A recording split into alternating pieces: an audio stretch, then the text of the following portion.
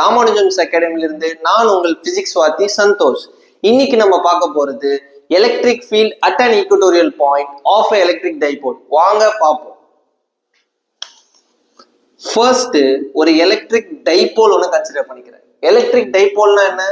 A pair of equal and opposite charges separated by a small distance. இப்போ minus q plus q separated by small distance என்ன சொல்லுவாங்க?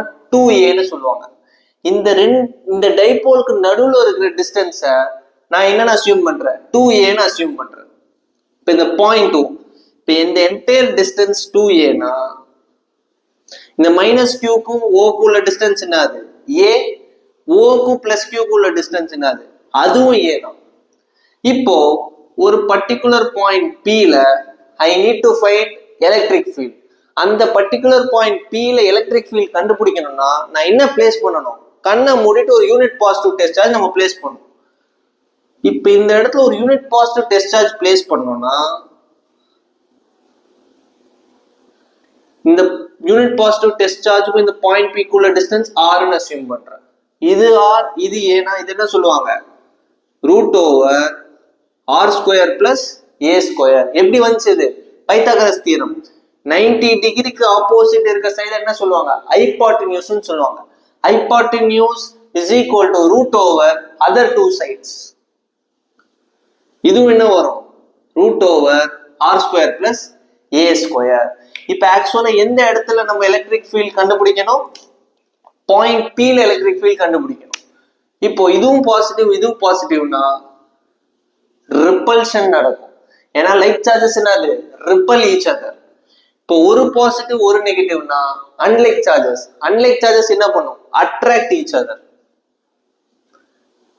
இங்கேயும் நான் ஈன்னு mark பண்ணுவேன், இங்கேயும் ஈன்னு மார்க் பண்ணுவேன்.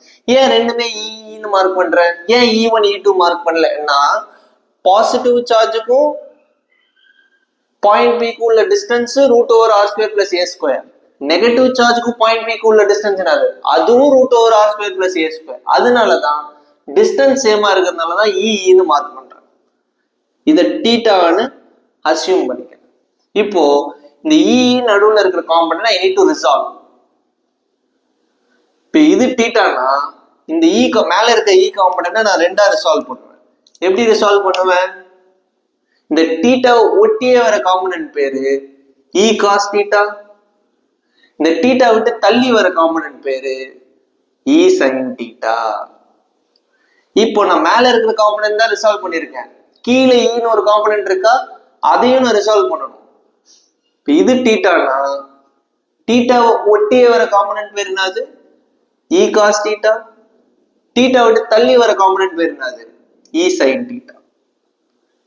இப்போ இந்த மேல இருக்கிற e sin தீட்டாவும் கீழே இருக்கிற e sin தீட்டாவும் என்ன ஆயிடும்? கேன்சல் ஆயிடும். அப்போ நெட் எலக்ட்ரிக் ஃபீல்டு எந்த டைரக்ஷன்ல இருக்கும்? இந்த டைரக்ஷன்ல இருக்கும். நான் ஒரு இம்பார்ட்டன்ட் லாஜிக் உங்களுக்கு சொல்லியிருப்பேன். Dipole moment direction is always from negative to positive. ஆனா எலக்ட்ரிக் ஃபீல்ட் டைரக்ஷன் எப்படி இருக்கும்? Positive to negative. அதனால நம்ம என்ன கன்க்ளூஷனுக்கு வரலாம்? Dipole moment direction is always opposite to the direction of electric field. இது வந்துட்டு dipole moment p, electric field இந்த டைரக்ஷன்ல இருக்கு, டைபோல் மூமெண்ட் இந்த டைரக்ஷன்ல இருக்கு.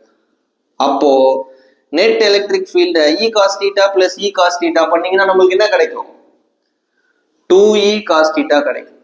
இந்த இடத்துல நான் வெக்டார் எடுக்கல, மேக்னிடியூட் தான் எடுக்கிறேன். அதனால தான் நெகட்டிவ் பாசிட்டிவ்னு நான் எதுவுமே போடல. இப்போ எலக்ட்ரிக் ஃபீல்ட் ஃபார்முலா நான் ஆல்ரெடி சொல்லியிருக்கேன். 1/4πε0 q/r square.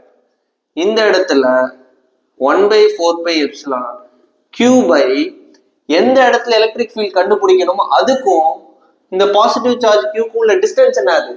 Root over r square plus a square. ஆனா ஃபார்முலால அந்த r ஸ்கொயர் பண்ணணும்னு சொல்றாங்க. அதனால root over r square plus a square the whole square பண்றோம். இது எப்படி இது வந்துச்சு? ஜெனரல் ஃபார்முலா என்னது எலக்ட்ரிக் ஃபீல்டுக்கு?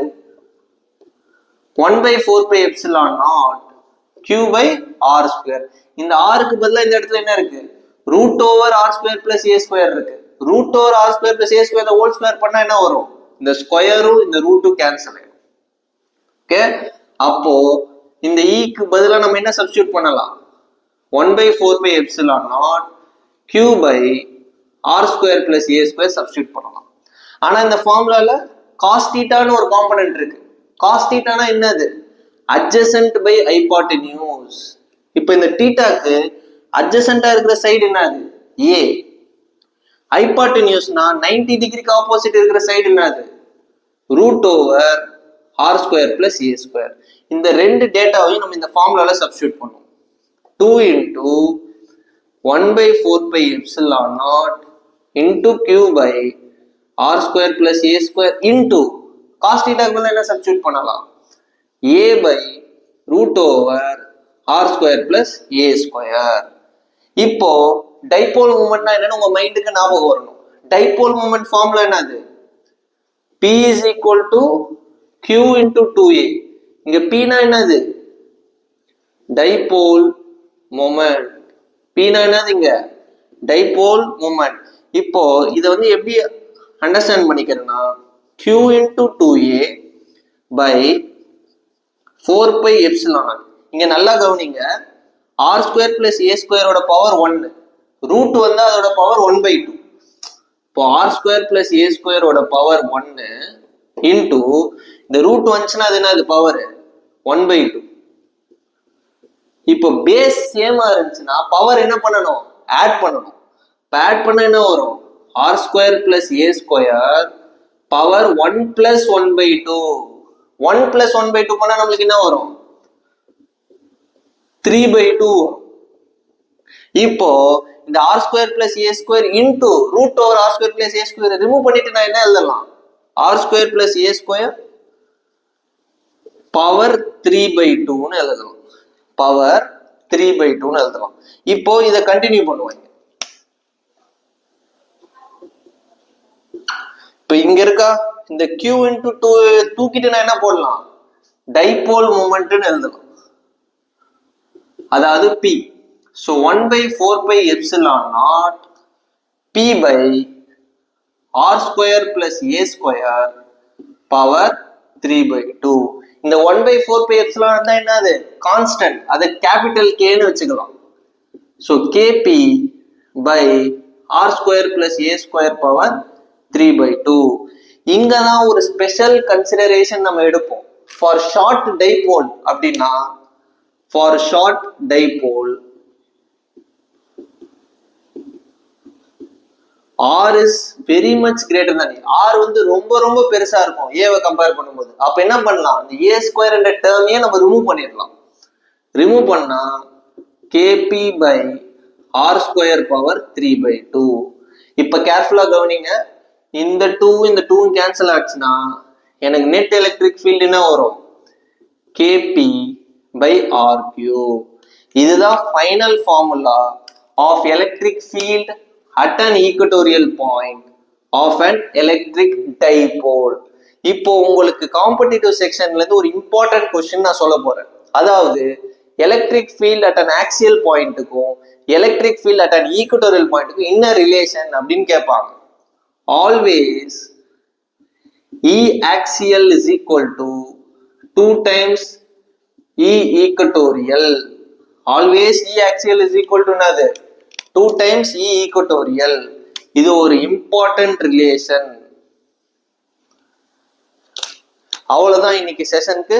மீண்டும் நான் உங்களை இன்னொரு வீடியோவில் சந்திக்கிறேன். நன்றி.